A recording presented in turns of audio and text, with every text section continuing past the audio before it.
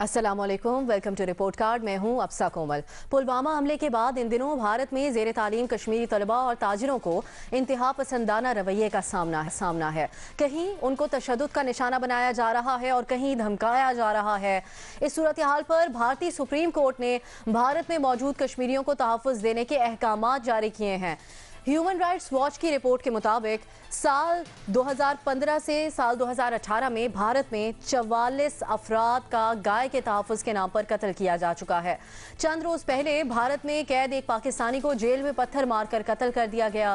तर्जुमान दफ्तर ख़ारजा डॉक्टर फैसल ने अपने ट्विटर पैगाम में कहा है कि भारतीय हुकूमत और मीडिया के इस रवैये को मकबूजा कश्मीर के कश्मीरियों और भारत में मौजूद पाकिस्तानियों की ज़िंदगी और तहफ़्फ़ुज़ के लिए ख़तरा करार दिया जा रहा है उनकी तरफ से। इस तमाम तर सूरत हाल के ऊपर हम गुफ्तगू पैनल से, और आज हमारे पैनल में हमें आसमा शराजी साहिबा भी ज्वाइन कर रही हैं जो कि सीनियर सहाफ़ी हैं और किसी तारुफ की मोहताज नहीं है। हमारा पहला सवाल अपने पैनल के लिए इस तरह से है, भारतीय सुप्रीम कोर्ट का भारत में मौजूद कश्मीरियों से जारहाना रवैये का नोटिस 2015 से 2018 में 44 अफराद का गाय के तहफ़्फ़ुज़ के नाम पर कत्ल कर दिया गया। क्या मोदी के हिंदुस्तान में मुसलमानों और कश्मीरियों की जगह है, हाँ या नहीं? सबसे पहले इस पर हम चलेंगे इरशाद भट्टी साहब की तरफ। इरशाद साहब, ये जो सारी तफसीलात सामने आ रही हैं और आजकल बहुत ज़्यादा बढ़ चुकी है, एक जेल में कैदी का भी कत्ल कर दिया गया और वाक़यात कश्मीरियों के साथ भी इस तरह के पेश आ रहे हैं, क्या समझते हैं आप? देखिए, पहली बात तो वही कि बहुत वो शाकिरुल्लाह जिसको उन्होंने पत्थर मार के और वो टीवी की आवाज़ कम या ज़्यादा करने पर कि वो मार दिया और इतना तशद्दुद करके मारा, काबिल मुज़म्मत है, शर्मनाक है। और मेरी दुआ है उनकी फ़ैमिली के साथ हमदर्दी है। लेकिन जो रिस्पांस आना चाहिए था हमारी तरफ से, हमारी हुकूमत की तरफ से, वो भी नहीं आया जिस तरह करना चाहिए था। अगर वो कलभूषण को, वो जनेवा एक्ट और कैदियों के हकूक़ और फलाना तो हमें भी करना चाहिए था। लेकिन शायद अपोजिशन यहाँ सिराज दुरानी और बाकी बचाव में लगी हुई है, हुकूमत अभी तक वो निक्के नोट ही गिन रही है, वो जो क्राउन प्रिंस गए हैं। बाकी जो मैंने रिपोर्ट्स पढ़ी हैं वो उसमें है 600 जो मुसलमान गाय पे जिनको कुर्बान कर दिया गया या मार दिया गया। मैं भी अल्लाह करे मैं गलत हूँ, 44 ही हूँ, जितने कम हो उतने अच्छा है। लेकिन और फिर मुझे यहाँ वो भारत के एक एक्स जज की बात भी याद आ रही है जो कह रहे थे कि मैं अमेरिका से अभी आया हूँ और लोग वहाँ मुझसे पूछते हैं कि ये भारतीयों के दिमाग में भूस भरा हुआ है कि ये गाय इंपॉर्टेंट हो गई और इंसान गैर अहम हो गए हैं। बहरहाल जी, बार बार ये सच साबित हो रहा है कि तारीख का सबसे बड़ा सबक यही है कि तारीख से किसी ने सबक नहीं सीखा। 70 साल हो गए हैं, 7 लाख फौज है मकबूजा वादी में, तमाम ताकत है, तमाम वसाइल हैं और हर जुल्म है, मगर हर रोज़ भारत हारता है मकबूजा वादी में और हर रोज़ कश्मीरी जीतते हैं कुर्बानियाँ देकर। दूसरा सबक है, ताकत और जनूनियत का कोई दिमाग नहीं होता। ये लड़ाई, ये आपको पता है, ये लड़ाई जो आज़ादी की लड़ाई 5वीं नस्ल में कैसे वायरल हुई? एक बुरहानुद्दीन वानी जिसको रुसवा करने की, बेइज्जत करने की या ह्यूमिलेट करने की कोशिश की और वो उसने बंदूक उठाई और ये जो लड़ाई है ये डिजिटल हो गई। ये जो 22 साला खुदकश आदिल डार है, 2016 में फौजियों ने इसको पथराव करने के जुर्म में पकड़ा और फिर ऐसा सारों के सामने कान पकड़ो और ये करो और वो करो, और उसके बाद जो हुआ इनके साथ वो भी पुलवामा हो गया आपके सामने है। अक्लमंदी तो ये होनी चाहिए थी कि कश्मीर में कश्मीरियों को इंगेज करते। ये वो कश्मीर की सारी जंग भारत में ले आए हैं। अब यानी भारत में कई कश्मीर पैदा करेंगे ये इस तरह, कभी गाय पे मार के, कभी गद्दारी के मुकदमे कायम करके, कभी कुछ करके। एक सिद्धू और इवन देखिए, इवन एक सिद्धू जो है वो जो इनका अपना, यानी वो भी बर्दाश्त नहीं हो रहा। तो अब ये मेरा ख्याल है भारत में आदिल डार पैदा होंगे, वानी पैदा होंगे और ये सारी जंग इधर आ जाएगी और फिर बाकी सारा भी इनको पता चल जाएगा। नहीं का आप ऑप्शन ले रहे हैं, आसमा शराजी की तरफ जाएंगे। आसमा, जिस तरह से इरशाद साहब गुफ्तगू कर रहे हैं, क्या आप भी समझती हैं कि प्रोवोक कर दिया गया है इस हद तक कि अब भारत के अंदर भी भारत को इस चीज़ का सामना करना पड़ेगा, इस पे मुश्किलात का? जी बहुत बहुत शुक्रिया आपका। बिल्कुल मुश्किलात का सामना करना नहीं पड़ेगा, करना पड़ रहा है। और जिस तरह से सिचुएशन कश्मीरियों के साथ हुई, मसलन जो ताजिर हैं उनको किस तरह मारा पीटा गया, फिर आपने देखा कि होटलों के दरवाजे, होटल्स के बाहर लिख के लगा दिया कि यहाँ कोई कश्मीरी एंटर नहीं हो सकता। आई मीन ये तो हिंदुस्तान के जो अवाम है, अब हुकूमत की तरफ से ये इक़दाम नहीं थे, یہ عوام کی طرف سے تھے. اس کا مطلب تو یہ ہے کہ انتہا پسندی اس عروج پہ پہنچ گئی ہے وہاں پہ کہ شاید اپنے ہاتھ سے دوسرا اپنا ہی ہاتھ جو ہے وہ محفوظ نہیں رہا. جو سپریم کورٹ نے یہ ڈیسیژن لیا ہے, یہ ڈیسیژن میرا خیال ہے کہ ایک بڑا اسی سچویشن کو سامنے رکھتے ہوئے کہ کہیں یہ صورتحال کسی تیسری قوت کے پاس نہ چلی جائے, جو کہ آلموسٹ چلی گئی ہے.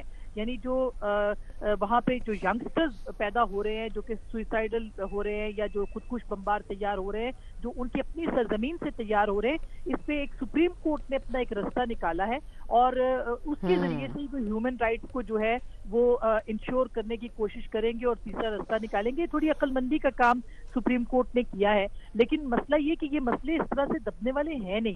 جس طرح کی سچویشن وہاں پہ بن چکی ہے اور جس طرح سے انتہا پسندی اپنے عروج پہ پہنچ چکی ہے, میرا خیال ہے کہ ہندوستان کو اب سب سے زیادہ اس پہ سوچنا ہے جو ہم فیس کرتے رہے پاکستان اب سے پہلے, یعنی یہ جو خودکش بمبار والا ایک ایلیمنٹ آیا تھا, یہ پہلی بار ہندوستان کے اندر ہو رہا ہے اس طرح کا حملہ کافی عرصے کے بعد. ویسے تو ابتدا راجیو گاندھی سے وہیں پہ شروع ہوئی تھی, لیکن یہ اب اس معاملے پہ ان کو میرا خیال ہے کہ سیریس لینا تھا اور یہی جو سرکار ہے وہاں کی جو سپریم کورٹ ہے اس نے یہ نوٹس دیا ہے کہ کم از کم ہندوستان کے اندر کشمیریوں کو جو ہے وہ محفوظ کیا جائے. لمحہ فکری ہے آپ کے خیال میں بھارت کے لیے؟ بالکل جی ٹھیک.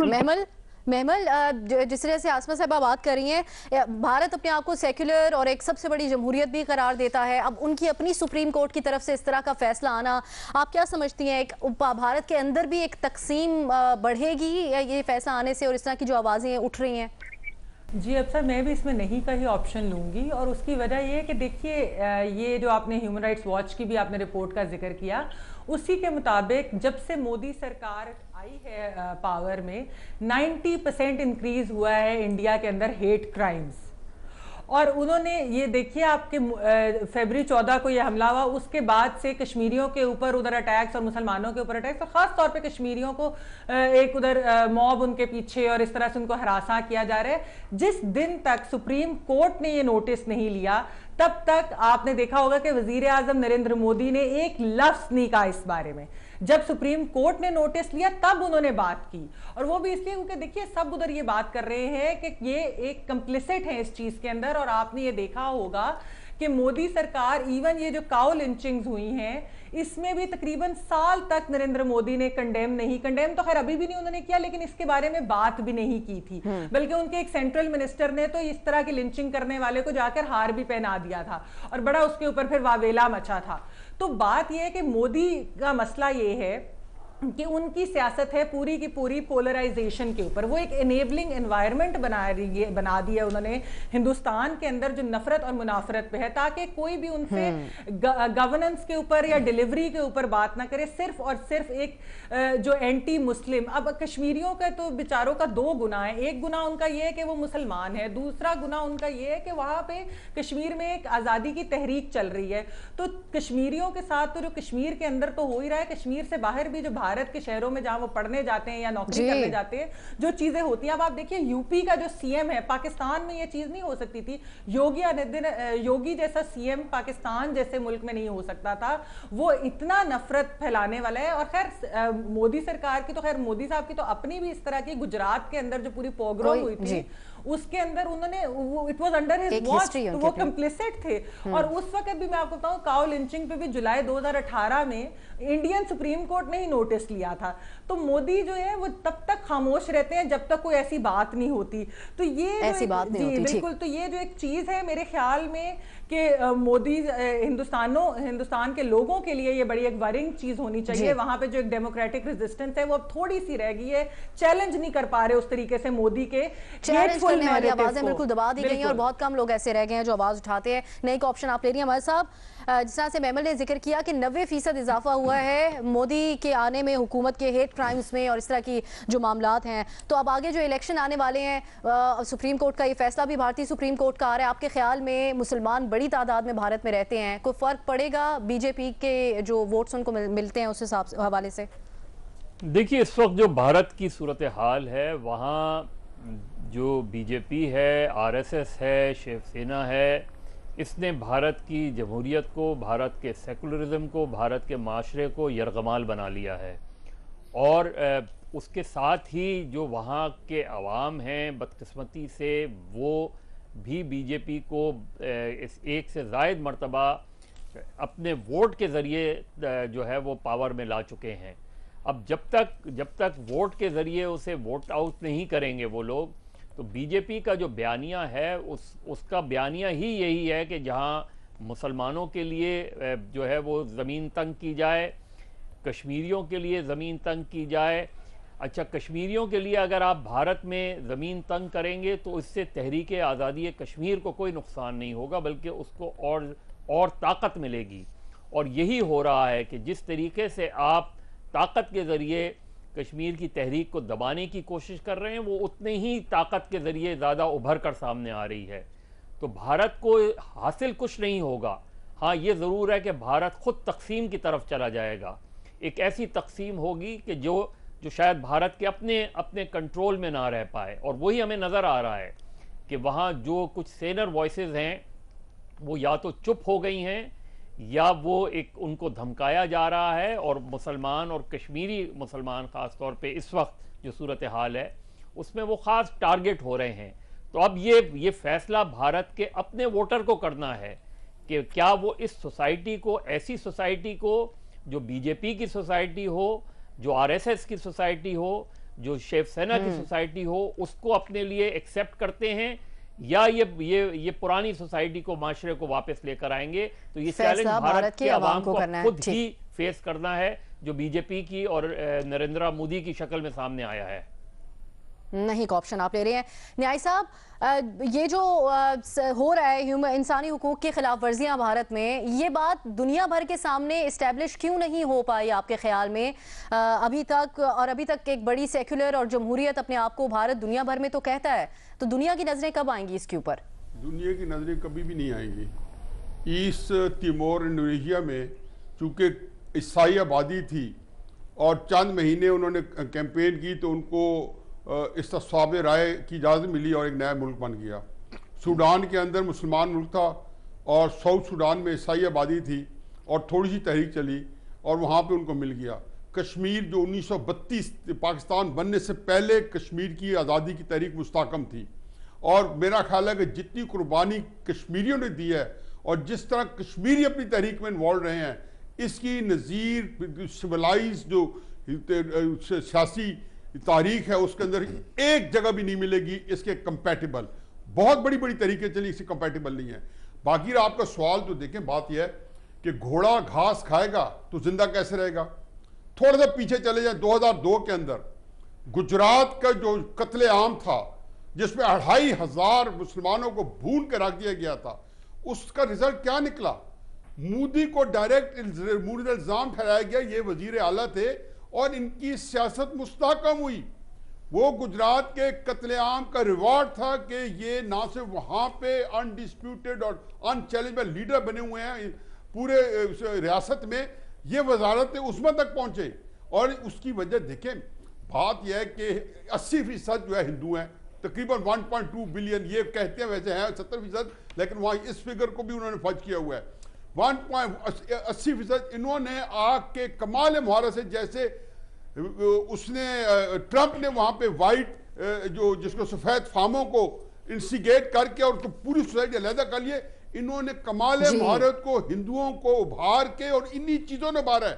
اسی قتل عام میں اسی چیزوں نے کرا کے وہاں پہ انہوں نے پنپ نہیں دیا کہ بھارتی نیشنلزم جو ہے یا سیکولرزم جو ہے وہ پنپ سکے. یہ ان کو بھارا کھاتا تھا, ان کی اس نے سیاست مضبوط کی ہے اور وہ یہ ناقابل تسخیر انسانی حقوق کی خلاف ورزیوں سے ہی تو مودی کی سیاست قائم ہوئی ہے اور چل رہی ہے. جی نیائی صاحب, نہیں کا آپشن آپ لے رہے ہیں؟ جب بہت بڑی کوئی ٹریجڈی نہ ہو جائے تب تک یہ اسی راستے میں چلیں گے. نہیں کا آپشن آپ لے رہے ہیں. اس سوال کے جواب میں ہمارے تمام تجزیہ کاروں نے نہیں کا آپشن لیا ہے. ابھی ہم ایک بریک کے بات کریں گے سابق صدر پرویز مشرف نے کیا بیان دیا ہے اور اس پر ہمارے تجزیہ کار کیا سمجھتے ہیں, جانیں گے ایک بریک کے بعد.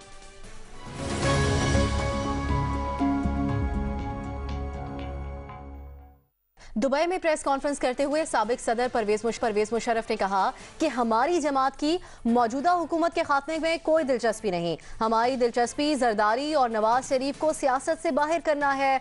उन्होंने पाकिस्तान को तबाह किया। अब पाकिस्तान में तीसरी सियासी कुव्वत आ चुकी है जिसकी हम मुकम्मल हिमायत करते हैं। पाकिस्तान वापसी के सवाल पर परवेज मुशर्रफ ने कहा कि कैसे हो सकता है कि मैं पाकिस्तान न जाऊं, पाकिस्तान मेरा मुल्क है, लेकिन बेवकूफ़ों की तरह छलांग मार कर नहीं जाऊंगा। मेरी नज़र में इस वक्त पाकिस्तान में सियासी माहौल अच्छा है और मेरे जाने को सपोर्ट करता है। मौजूदा हुकूमत की आधी काबीना तो वही है जो मेरे दौरे हुकूमत में थी।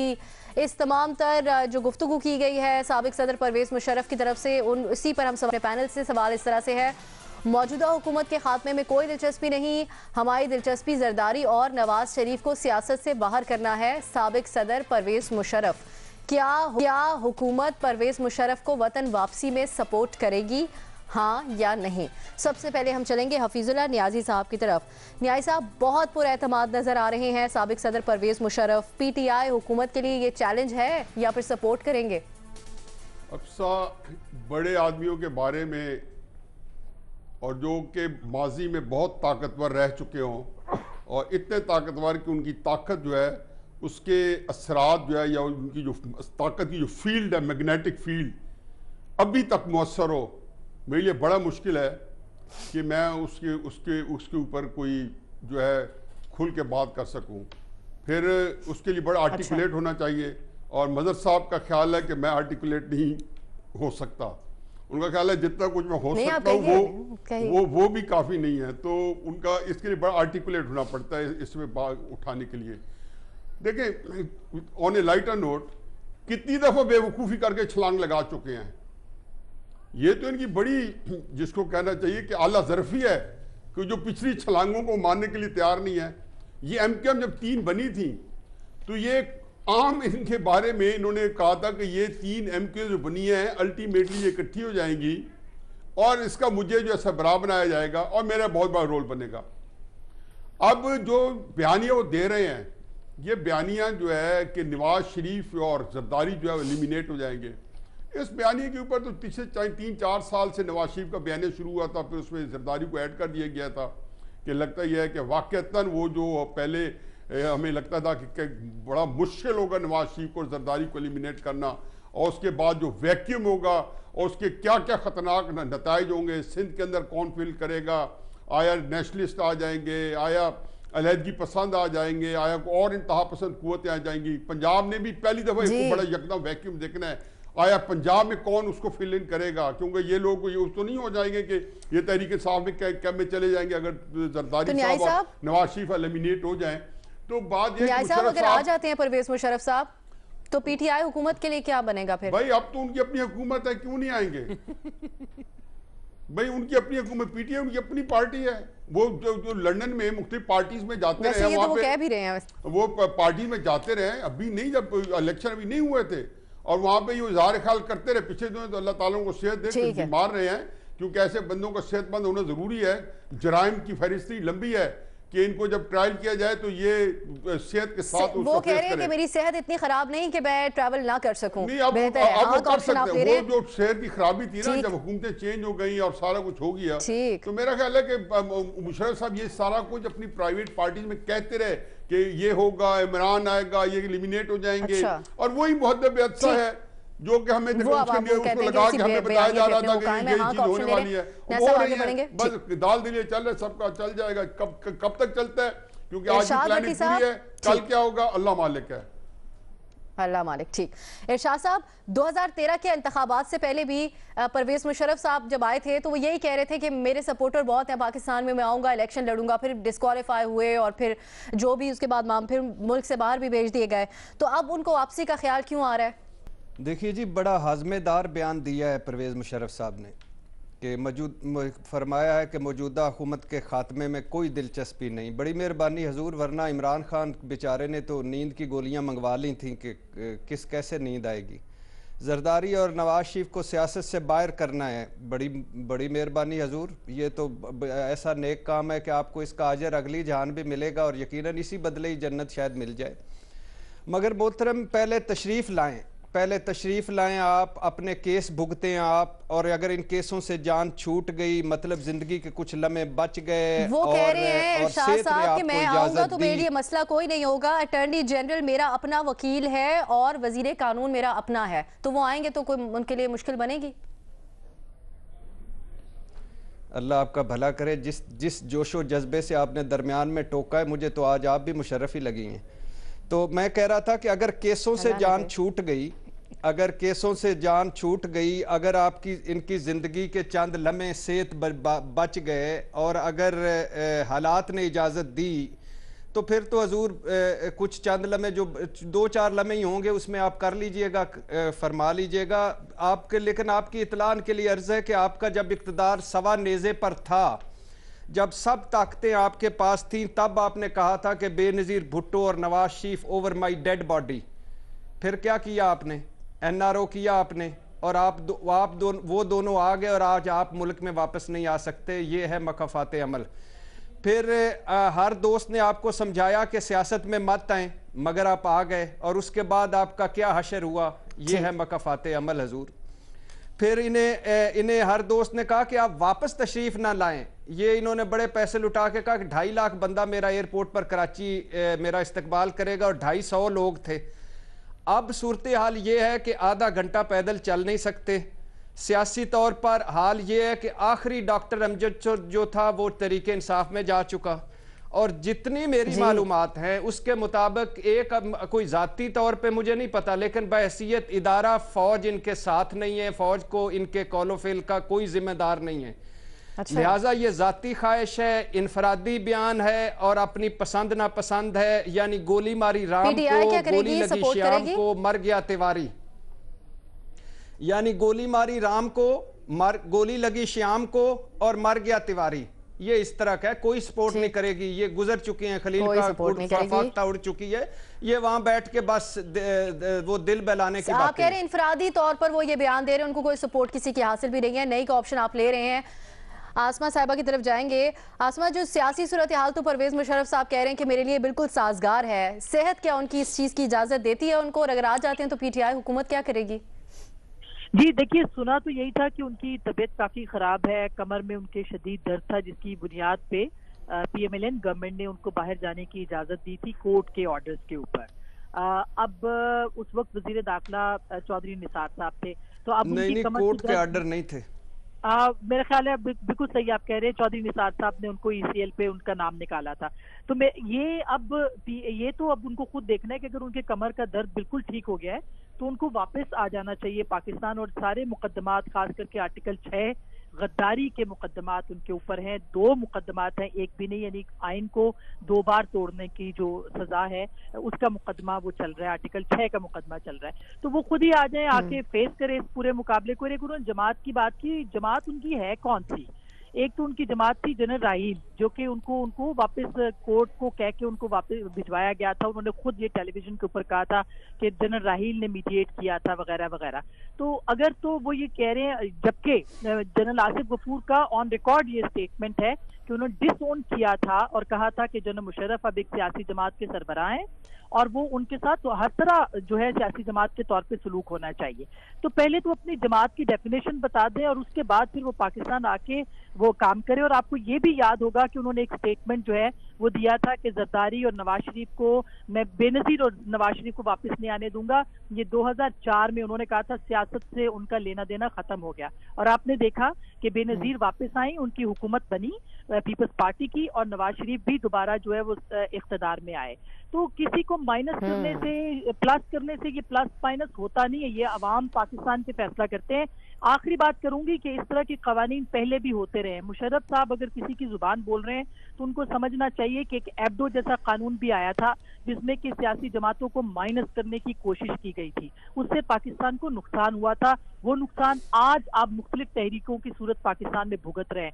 तो ये माइनस प्लस करना जो है, ये अगर किसी का काम है तो ये छोड़ देना चाहिए। ये पाकिस्तान की आवाम को इख्तियार दें कि वो किसको माइनस करते हैं, किसको प्लस। और मुशर्रफ साहब भी अभी तक इक़्तिदार से बाहर नहीं आए, इसलिए اس لیے ان کو اپنی کابینہ جو ہے وہ نظر آ رہی ہے کہ ہاف آف دا کیبنٹ جو ہے وہ ان کے زمانے کی کیبنٹ ہے. تو اس حکومت کو جس نے کہ ECL پہ مختلف سیاستدانوں کے نام ڈالے تھے ان کو نکالنا چاہیے, ان کا نام ڈالنا چاہیے, ان کو واپس بلانا چاہیے, آرٹیکل 6 کا مقدمہ چلنا چاہیے تاکہ پاکستان کو پتہ چلے کہ اگر کوئی جمہوریت نام کی چڑیا یہاں پہ کام کرتی ہے تو وہاں پہ ڈکٹیٹرز کا جو ایک کہتے ہیں نا ہم کہ اس کا بھی احتساب ہونا چاہیے. تو احتساب اس حکومت کو کرنا چاہیے جو احتساب کرنے کے لیے آئی ہے. ان کے محض مائنس کرنے کے بیانات تو وہ پہلے بھی دے چکے ہیں, اس سے کچھ نہیں ہوتا. آپ کے خیال میں واپس آئیں, مقدمات کا سامنا کریں. مدد صاحب اگر واپس آتے ہیں تو کیا مقدمات, وہ تو کہہ رہے ہیں میں سیاست کرنے کے لیے آنا چاہ رہا ہوں, وہ آتے ہیں تو آرٹیکل 6 لگے گا آپ کے خیال میں, مقدمات کا سامنا کریں گے؟ دیکھیے ہمارے بعض سیاستدانوں کو سیاسی بیماری بہت ہے اور یہ ہماری بڑی بدقسمتی ہے کہ ہمارے لوگ, بعض لوگ جو بہت ہی ٹاپ پوزیشنز پر بیٹھ جاتے ہیں. اب اگر کوئی آدمی صدر مملکت بن چکا ہے, اور صرف یہ پرویز مشرف صاحب کے لیے نہیں ہے کہ صدر بنے پھر دوبارہ الیکشن لڑنا چاہتے ہیں, آصف علی زرداری صاحب کو لے لیں, صدر بنے پھر MNA کے طور پہ آج بیٹھے ہوئے ہیں. آپ فاروق لغاری مرحوم صدر بنے پھر MNA کا الیکشن لڑ کے, تو یہ شوق ہمارے جاتے نہیں ہیں. اس پوزیشن پر آ کر وہ پرویز مشرف صاحب اگر جو بھی تھا ان کا دور, اس پہ ہم بڑی تنقید کر چکے ہیں, ظاہر ہے انہوں نے آرٹیکل 6 توڑا ہے, آرٹیکل 6 کی خلاف ورزی کی ہے, لیکن وہ ایک پوزیشن پر تھے جب چلے گئے تھے باہر, آپ دیتے, لیکچر دیتے, کتابیں لکھتے رہتے اور ایک اپنی ایک اسٹیٹسمین کے طور پہ اپنے آپ کو دنیا میں انٹروڈیوس کراتے. آپ کے بڑے چاہنے والے ادھر باہر کی دنیا میں, ملک کے اندر ہو نہ ہو, لیکن ہمیں شوق نہیں جاتا اس چیز کا. آج وہ کہہ رہے ہیں کہ میری جماعت حکومت, اب وہی بات ہے, دوستوں نے بھی بات کی کہ میری جماعت, اب ان کے پاس سوائے اس کے کوئی چوائس نہیں ہے کہ وہ اگلی پریس کانفرنس میں تحریک انصاف میں شمولیت کا اعلان کر دیں. مجھے نہیں پتا ابھی فیصل جاوید صاحب کے ساتھ وہ PSL دیکھ رہے تھے تو ان سے کوئی گفتگو بھی ہوئی اس لحاظ سے یا نہیں ہوئی, لیکن اب وہ سارے لوگ ان کے تحریک انصاف میں چلے گئے. ایک اکیلے وہ ہیں, وہ خود بھی اعلان کر دیں تحریک انصاف, لیکن وہ مجھے اب بھی ڈاؤٹ ہے کہ وہ پاکستان آئیں گے. لیکن اگر وہ پاکستان آتے ہیں تو ان پر مقدمہ نہیں چلے گا. وہ اگر پاکستان آتے ہیں تو ان کو گرفتار نہیں کیا جائے گا. وہ اگر پاکستان آتے ہیں تو وہ اڈیالہ جیل میں نواز شریف, یا اگر کل آصف علی زرداری بھی گرفتار ہوتے ہیں تو ان کے ساتھ اڈیالہ جیل میں نہیں ہوں گے وہ. اب وہ کیسے ہوگا اس کو چھوڑ دیں, لیکن اس لیے اس چیز کے بہت کم امکانات ہیں کہ وہ پاکستان آئیں گے. اور تحریک انصاف کے لیے یہ بڑی ڈیفیکلٹ پوزیشن ہے کہ تحریک انصاف کوئی ایسی پوزیشن لے کہ جس میں فروغ نسیم صاحب جو پرویز مشرف کی بڑے, حالانکہ آج تو پرویز مشرف صاحب نے کہا ہے کہ میرا اٹارنی جنرل ہے, میرا لا منسٹر ہے. فروغ نسیم صاحب سے پوچھیں تو وہ بالکل ہی اپنے آپ کو اس سے ڈسٹنس کرتے ہیں کہ جی میرے سامنے پرویز مشرف کا نام نہ لیا جائے, میرے سامنے پرویز مشرف صاحب کی کوئی فائل نہ لائی جائے. تو یہ جو صورتحال ہے, اس کا مطلب یہ ہے کہ لا منسٹر اپنے آپ کو ڈسٹنس کر رہا ہے پرویز مشرف کے خلاف ہر مقدمے سے. لا منسٹر اور اٹارنی جنرل کیا پوزیشن لیتے ہیں یہ الگ بات ہے, لیکن لا منسٹر, لیکن اس کا مطلب یہ کہ جو مقدمات ہیں اس میں لا منسٹری دلچسپی نہیں رکھ رہی. کوئی واپس آتے ہیں تو نہ کو مقدمہ چلے گا, نہ جیل جائیں گے. اگر وہ واپس آتے ہیں تو وہ تحریک انصاف میں شمولیت کے بعد آئیں گے. اور صحیح, اور لیکن آپشن ہم آپ کا ہاں لکھیں گے, نہیں لکھیں گے, کیونکہ آپ نے جو ذکر کیا اس سے پہلے بھی کہ سازگار ہی ہے ان کے لیے اس حساب سے. محمل جو باتیں کی ہیں مدد صاحب نے, آپ اتفاق کرتی ہیں اس سے؟ تو پاکستان تحریک وہ آئیں گے نہیں, دیکھیے وہ پاکستان آئیں گے نہیں, مجھے نہیں لگتا پاکستان آئیں گے وہ. ٹھیک ہے, ٹھیک, یعنی آپ کوئی آپشن ہی نہیں لے رہے. محمل جی میں کہہ رہی تھی ابسا کہ ویسے اگر پاکستان تحریک انصاف اپنے پاؤں پہ کلہاڑی مارنا چاہتی ہے تو ضرور انہیں سپورٹ کرے واپسی پہ, لیکن میرا نہیں خیال کہ پاکستان تحریک انصاف ایسا کرے گی. دیکھیے جو مظہر صاحب نے ابھی تھوڑی دیر پہلے یہ بات کی ہے نا کہ اگر وہ ادھر آئیں گے تو ان کے اوپر مقدمات نہیں چلیں گے اور وہ جیل نہیں جائیں گے جس طرح ہمارے سویلین سیاستدان جاتے ہیں. بات یہ ہے کہ پرویز مشرف کے خلاف صرف سیاسی جماعتیں ہی نہیں ہیں, یعنی کہ نون لیگ یا پاکستان پیپلز پارٹی کی گریونسز نہیں ہیں. ایون وزیر اعظم عمران خان صاحب, مشرف صاحب کے آخری جب حکومتی دن تھے تو ان میں کافی بڑھ چڑھ کر انہوں نے اینٹی مشرف بیانات بھی دیے اور پوری موومنٹ میں, لائرز موومنٹ کا بھی وہ حصہ رہے. اگر پرویز مشرف صاحب کو اور پھر حکومت آنے کے بعد ان کے زمانے کے وزراء کو اپنی کابینہ میں شامل کر لیا؟ وہ تو دیکھیے اب سیاست ایسی ہوتی ہے نا, جو پارٹی چینج کر لے وہ تو ہوتا ہی ہے. ساری پارٹیز کے وزراء جو ہے وہ اس وقت عمران خان صاحب کے پاس ہے. خیر اس چیز کے علاوہ یہ دیکھیں اب صاحب مسئلہ یہ ہے, اگر پرویز مشرف صاحب واپس آتے ہیں تو سیاسی جماعتیں تو جو کہیں گی, لیکن عدلیہ کو بالکل یہ نہیں بھولی کہ پرویز مشرف نے ججز کو جو تھا وہ ان کو اریسٹ کیا تھا, انہوں نے آئین توڑا تھا, انہوں نے ایمرجنسی لگائی تھی, انہوں نے چیف جسٹس کو ڈسمس کیا تھا, وکلا کو بہت زیادہ ہراساں کیا تھا. تو جو ایک یہ پوری تحریک ہے چلی تھی, آپ کے خیال میں کیا ججز جو ہے یا عدالتیں یہ افورڈ کر سکتی ہیں کہ وہ ان کے خلاف کارروائی نہ کریں؟ اگر یہ پریشر بلڈ ہوتا گیا تو عدلیہ جو ہے اس میں علیحدہ کھڑی ہو جائے گی. پاکستان تحریک انصاف یہ بالکل افورڈ نہیں کر سکتی, اور میرا نہیں خیال کہ وہ مشرف صاحب کی واپسی کو سپورٹ کریں گے. پرویز مشرف کی واپسی کو سپورٹ کرنا آپ کے خیال میں پی ٹی آئی کا اپنے پاؤں پہ کلہاڑی مارنے کے مترادف ہوگا؟ اس معاملے کے اوپر ہمارے تمام تجزیہ کاروں کی رائے آپ نے جانی. ایک اور ایشو ہے, اس پر ڈسکشن. تصویر بریک کے بعد ہمارے ساتھ رہیے.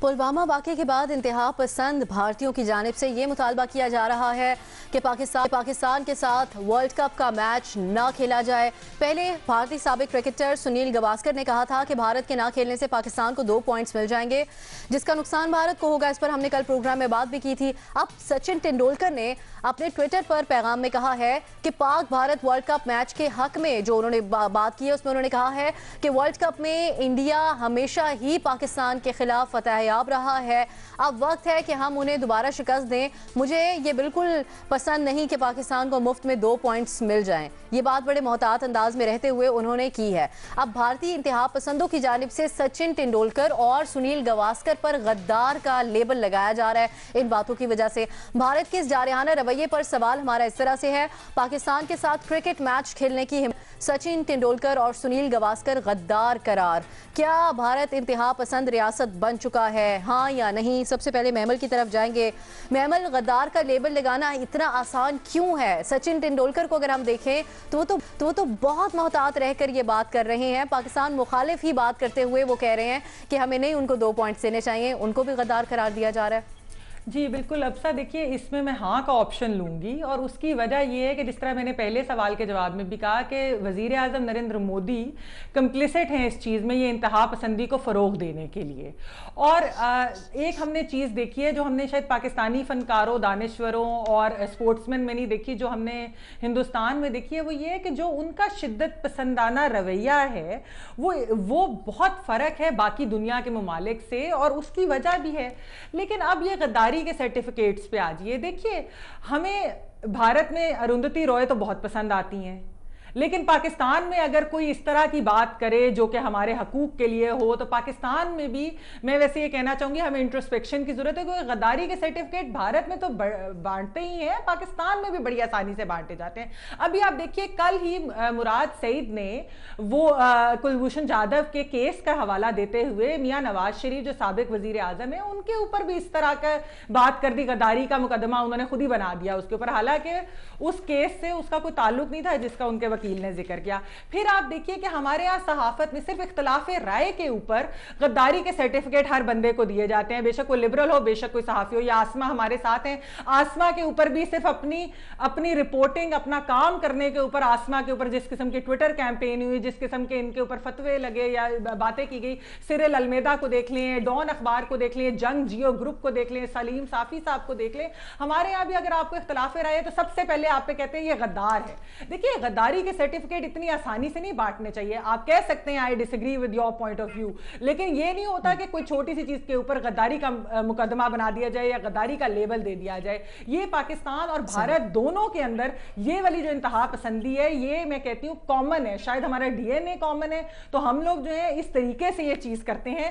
اس کا بہت سخت نقصان پاکستان کو بھی ہوگا, اور بھارت میں تو ہو ہی رہا ہے کہ دیکھیے سچن ٹنڈولکر جن کو ویسے وہ ایک بہت ہی بڑے درجے پہ رکھتے ہیں, ان کو بھی اینٹی نیشنل کہا جا رہا ہے صرف اس لیے کہ وہ کہہ رہے ہیں بھائی کھیل لو اور پاکستان کو ہرا دو. وہ تو یہ بات کریں, اور کوئی سائڈ بھی نہیں دے رہے پاکستان کے ویسے وہ اپنے بیان میں. میرے خیال میں ایک تو ہمارے آپ کہہ رہی ہیں ایک سوچ ہے مشترکہ, بالکل ہمارے سیاست دونوں طرف جو پائی جاتی ہے. ٹھیک آسما صاحبہ, یہ مائنڈ سیٹ جو ہے ہر کسی پہ غداری کے فتوے لگا دینے کا, یہ کس طرف لے جائے گا؟ جی ابسا بالکل یہ میمل نے جو بات کی ہے بالکل درست ہے، کیونکہ لاجک جو ہے وہ ختم ہو گئی ہے، دلیل جو ہے اس کا کوئی کام نہیں رہا ہے، اور جو دلیل کی بات کرتا ہے اس کو غدار کہا جاتا ہے، اس کے ساتھ انڈیفرنٹ ایٹیٹیوڈ جو ہے وہ رکھا جاتا ہے، اور یہ میرا خیال ہے اس پورے ریجن کا، کیونکہ رائٹ ونگرز جو ہے ان کا اس وقت جو ہے وہ عروج ہے پوری دنیا میں، اگر دیکھا جائے بھلے ٹرمپ ہو، مودی ہو، چلے پاکستان میں تو اس طرح سے ہم نہیں کہہ سکتے، مگر پھر بھی اس طرح کی جو سچویشن ہے وہ بنی ہوئی ہے۔ لیکن جو میمل نے بات کی وہ بالکل درست بات ہے کہ ہمارے ہاں پیشنس نہیں رہا ہے، اور دیکھیں جو بات ٹنڈولکر کہہ رہے ہیں وہ انہوں نے ایک لاجیکل بات کی ہے کہ اگر پاکستان کے ساتھ بغیر کھیلے ہم ان کو مطلب کھیلیں گے ہی نہیں تو واک اوور دیں گے، 2 پوائنٹس پاکستان کو ایکسٹرا مل جائیں گے، اور اس سے پاکستان کو فائدہ ہوگا، ہمیں ان کو ہرانا چاہیے۔ اب وہ تو نیشنلزم دکھا رہے ہیں، لیکن ان کی نیشنلزم کو تسلیم نہیں کیا جا رہا، غداری بنایا جا رہا ہے، اور جو لوگ کہہ رہے ہیں کہ بغیر کھیلے ان کو جتوا دیا جائے وہ ایکسٹریمزم دکھا رہے ہیں، لیکن ان کو نیشنلزم کہا جا رہا ہے۔ تو ایک نیشنلسٹ پوائنٹ آف ویو ہے کیا، میرے خیال ہے اس کے اوپر بہت بات کرنے کی ضرورت ہے۔ جواب جو ہے اس کا لاجک اور دلیل کے ساتھ جو ہے وہ بات کرنا وہی امپورٹنٹ ہوتا ہے، اور ہندوستان کے اندر انفارچونیٹلی ہمیں بہت ساری ایسی آوازیں ملتی تھیں جو کہ ایک بیلنسڈ قسم کا اوپینین رکھتی تھیں، وہ اب نہیں رہی۔ پاکستان کے اندر ابھی بھی ہیں جو کہ یہ بات کرتی ہیں، آوازیں سوال اٹھاتی ہیں، مثلا سرجیکل اسٹرائک کی بات ہوئی تو ہندوستان کے اندر مجھے اس بات پہ بڑی تکلیف اور دکھ ہے کہ وہاں کے جتنی بھی سٹینڈ وائسز تھیں ان میں سے کسی ایک نے سوال نہیں اٹھایا کہ ہمیں ثبوت دیں، جس نے سوال اٹھایا اس کو انہوں نے کہا کہ جی یہ تو غدار ہے جو کہ یہ سوال اٹھاتا ہے، اور ان کی اپنی اور شاید اسی ڈر سے پھر آوازیں اس واقعے کے اوپر بھی اتنی نہیں اٹھیں، اور جو اٹھی ان کو بھی دبا دیا گیا۔ بالکل آگے شاہ صاحب کی طرف جائیں گے۔ شاہ صاحب، سچن ٹنڈولکر کو تو وہاں پر پوجا جاتا تھا، ایک قومی ہیرو قرار دیا جاتا تھا، یہ وہ جو بات کر رہے ہیں یہ کوئی اس طرح کی بات تو نہیں ہے کہ ان کو غدار قرار دیا جائے، کیا وجہ ہے اس کی؟ دیکھیں، ایک آخری وہ میرا رہ گیا تھا کہ پرویز مشرف صاحب کی عدالت میں یا ان کی خدمت میں ایک درخواست کرنی ہے کہ صرف تحریک انصاف کو نہیں، نون کو بھی کنسیڈر کریں کہ اپوزیشن کی سیاست اگر آپ کر سکتے ہیں تو وہاں بھی آ جائیں، کیونکہ وہاں بھی طارق عظیم، ماروی میمن، دانیال عزیز، زاہد حامد، مشاہد حسین بیٹھے ہوئے ہیں آپ کے، اور آپ کا پستول بدل بھائی امیر مقام بھی وہی ہیں۔ تو کوشش کریں کہ اگر حکومت اچھی نہیں لگتی تو نون لیگ میں آ جائیں۔ دوسری بات ہے، دیکھیں جی، سنیل گواسکر صاحب جو ہیں وہ تو بہتر انسان ہیں، کھلے دماغ کے آدمی ہیں، لیکن انہوں نے بھی ایک پوائنٹ اٹھایا کہ اگر بھارت کے ساتھ نہیں کھیلیں گے، اگر پاکستان یا بھارت نہیں کھیلیں گے تو پاکستان کو بائیکاٹ کریں گے تو 2 پوائنٹ مل جائیں گے۔ چلو وہ تو ایک علیحدہ بات ہے۔ جو ٹنڈولکر کو جانتے ہیں انہیں پتا ہے ٹنڈولکر اچھا خاصا کٹر ہندو رہا ہے ہمیشہ سے، اور چنگا بھلا متعصب ہے، یعنی ایک بہت سارے معاملات پہ اس نے بڑی ہارڈ پوزیشن لی ہے، اور اس سے بھی جب انہوں نے پوچھا کہ کیا بھارت کو پاکستان کے ساتھ کھیلنا چاہیے، آج بھی ان کا ایک بیان چل رہا تھا، انہوں نے کہا تھا کہ میں نے اس لیے کہا کہ مجھے یہ برا لگتا ہے، عجیب سا لگتا ہے، یعنی مجھے دل میں ایک نفرت سی محسوس ہوتی ہے کہ ہم 2 پوائنٹ خواہ مخواہ پاکستان کو دے دیں، ہمیں پاکستان کے ساتھ کھیلنا چاہیے کیونکہ ہم نے تو ورلڈ کپ میں ہمیشہ پاکستان کو ہرایا، یہ ان کا پوائنٹ تھا۔ اب اس پہ سنیل گواسکر کو تو چھوڑ دیں، ٹنڈولکر جیسے کھلاڑی کو جسے دیوتا کہا جاتا ہے بھارت میں، جس کی باقاعدہ بت بنے ہوئے اور لوگ پوجا کرتے ہیں، اس پہ اگر یہ الزام لگ گیا ہے کہ وہ بھی غدار ہے تو پھر تو مجھے ترس ہی آ رہا ہے مودی صاحب پہ کہ سیاست، الیکشن، فتح، اتنی بڑی قیمت آپ دے رہے ہیں کہ آپ اپنے دیوتاؤں کو غدار کہہ رہے ہیں، بڑی بات ہے جی۔ صحیح، بالکل یہی بات۔ مظہر صاحب، یہ پھر بہت خطرناک حد تک بڑھ نہیں گئی بھارت میں یہ بات، غداری کے فتوے جاری کرنا؟ جی انتظار کریں، ہو سکتا ہے کہ کسی وقت میں مودی صاحب کو بھی جو ہے وہ غدار قرار دے دیا جائے اگر ان کے زبان سے کوئی ایسی بات نکل جائے۔ تو یہ ہوتا ہے، یہ انتہا پسندی کی انتہا ہوتی ہے جب آپ سچن ٹنڈولکر جیسے یا سنیل گواسکر جیسے لوگوں کو غدار کہنا شروع کر دیں۔ اس سے پہلے ہم شاہ رخ خان کے حوالے سے سن چکے ہیں، سلمان خان کے حوالے سے سن چکے ہیں، آوازیں جو سینٹی کی آوازیں ہیں، وہ اگر تھوڑی سی، جس طرح بھی بھٹی صاحب کہہ رہے تھے کہ ٹنڈولکر کا ایک ایکسٹریم پوزیشنز ہے، اور کیونکہ وہ بمبئی میں ہی رہتے ہیں اور بمبئی میں رہنا اور بھی مشکل ہے، ادھر رہتے ہوئے یہ بات کرنا اور بھی مشکل ہے، تو یہ بالکل بھی بالکل دلیل جہاں ختم ہوتی ہے وہاں سے انتہا پسندی شروع ہوتی ہے، اور انتہا پسندی کی انتہا ہے یہ اس وقت جو بھارت کا ماحول ہے، اور اس میں ایسی صورتحال میں یہ جو چیزیں ہوتی ہیں کہ آپ تھوڑا سا بھی اگر ان سے ایکسٹریمسٹ سے ہٹ کے بات کر لیں، چاہے وہ نیشنلزم کی بات ہو، اپنے انڈینز ہونے کی بات ہو، تو وہ بھی ایکسیپٹیبل نہیں ہوتی. وہ بالکل ایک انتہا ہے، وہ اس سے نیچے ہی نہیں. دیکھیے اب دوستوں نے بات کی، ہمارا جو لوکل پولیٹکس ہے اس میں اگر ہمارے یہاں بھی یہ رہا ہے، یہ چیزیں جو غداری کے سرٹیفکیٹ ہمارے یہاں بھی دیے جاتے رہے ہیں، لیکن ایسا کبھی بھی نہیں ہوا کہ اگر بھارت سے کوئی لوگ آ رہے ہوں، بھارت سے کوئی لوگ آئے ہیں، فنکار آئیں، کھلاڑی آئیں، شاعر آئیں، کبھی بھی آج تک ان کے ساتھ اس طرح کا ایٹیٹیوڈ نہیں رکھا گیا جس طرح کا ایٹیٹیوڈ پاکستان کے فنکار جب وہاں جاتے ہیں. کبھی بھی اتنی ایکسٹریم پوزیشنز جو ہے یہاں نہیں لی گئی. یہاں اپنی پرابلمز ہیں، ہماری پرابلمز ہیں. ذرا آپ تھوڑا سا بولڈ ہو کے بات کریں تو آپ کو لبرل، کیونکہ لبرل کو بھی گالی بنا دیا گیا ہے، اگر روشن خیالی کو بھی گالی بنا دیا گیا ہے، ہر چیز کو ہمارے یہاں بھی کیا گیا ہے. لیکن بھارت ایک ایکسٹریم پوزیشن پر ہے، ایکسٹریم پہ پہنچ گیا اس معاملے پہ. آپ کے خیال میں ایک شعر مجھے یاد جی آسما آپ کچھ ایڈ کرنا چاہ جی ایک شعر ہے، بے شک آپ کیجیے گا. آسمانوں سے فرشتے جو اتارے جائیں وہ بھی اس دور میں سچ بولے تو مارے جائیں. یہ وہ دور آ گیا ہے، تو اس لیے آسمانوں سے فرشتے بھی آئیں گے تو ان کو بھی سنگباری کا ہی سامنا کرنا پڑے گا اگر سچ بولیں گے تو. یہ بڑھتے ہیں حفیظ صاحب کی طرف. یہ یہاں پہ محمد خاص طور پہ آپ نے بات کی تھی، اس پہ میں یہ ایڈ کرنا چاہتی ہوں. شاہد آفریدی صاحب نے ایک دفعہ کھیلوں پہ اگر ہم صرف بات کریں، انہوں نے بھارت میں کہا تھا جا کے کہ مجھے انڈیا سے اتنی محبت ہے جتنی شاید پاکستان میں سے ہے اتنی ہی. تو اس پہ بھی بہت باتیں ہوئی تھی، لیکن زیادہ آوازیں وہ تھی پاکستان میں جنہوں نے ان کے حق میں بات کی تھی کہ وہ ایک کھلاڑی ہیں، اس طرح کی کوئی بات نہیں ہے، غدار نہیں کہا گیا تھا اس حد تک ان کو. نیازی صاحب، کم از کم بھارت میں آرٹسٹ، کھلاڑی اور جو صحافی ہیں وہ کوئی آواز اٹھا سکتے ہیں مل کے اس بات پہ؟ پہلے تو اب صاحب بڑا ایک اپروپریٹ موقع ہے کہ میں خواجہ آصف صاحب کو ایک اپالوجی او کرتا ہوں. خواجہ آصف نے شنگھائی کانفرنس جب ہوئی تھی برکس میں تو 5 ملکوں کی، تو وہاں پہ اس کے بعد انہوں نے کہا تھا ہمیں گھر صاف کرنا چاہیے. تو مجھے بڑا میں سیخ پا ہوا اور میں وفور جذبات میں بڑے سخت جملے اس کے کہے. تو مجھے نہیں پتا تھا کہ ایگزیکٹلی وہ اب ہمارے ہاں آرڈر آف دا ڈے ہے. اور شاہ محمود قریشی صاحب سے جب میں نے سنا کہ یہ حکومت کی پالیسی ہے گھر صاف کرنا اور سارے ادارے ایک پیج پہ ہیں، تو مجھے افسوس ہوا کہ میں نے غیر ضروری طور پہ اور بہت جذباتی ہو کے اور بہت بڑا ٹھیکیدار بن کے خواجہ آصف صاحب کے بارے میں بہت سخت الفاظ ادا کیے تھے 1 سال پہلے. پہلی بات. دوسری بات یہ ہے جی کہ یہ جو غداری ہے یہ نواز شریف صاحب کے اوپر وہ جو ایک انہوں نے کہا جی دوبارہ کہا کہ ٹریزن کا کیس لایا جائے. ہم نے تو سیاست میں کسی کو بھی ایلیمینیٹ کرنا ہوتا ہے نا، 70 سال میں ہم بڑے آسانی سے یہ ہتھیار یہاں استعمال کر رہے ہیں. ہم چپ کر کے اس کے بارے میں اسے تھوڑا سا بھی اسے لوز ٹاک یا کہیں پہ لبرل ٹاک کرے گا ہم اس کو غداری کا جو ہے وہ پناہ دیتے ہیں. اور اس میں ایک عرصہ تھا کہ ہم بھی بڑے پیش تھے اس معاملے میں، اور اب ندامت ہوتی ہے کہ یار کس طریقے سے ہم یہ سارے کام کرتے رہے ہیں. دیکھیں یہ جو سیاچن نے کہا ہے، سیاچن کا جو ٹویٹ ہے وہ آپ نے پورا نہیں پڑھا، آپ نے پہلے سا پڑھا ہے. اس کے بعد اس نے کہا کہ having said all this میرے نزدیک انڈیا جو ہے اس کو فضیلت حاصل ہے، انڈیا comes first، اور میری حکومت جو بھی طے کرے گی میں اس کے ساتھ دل جمعی سے، دل کی گہرائیوں سے کے ساتھ کھڑا ہوں.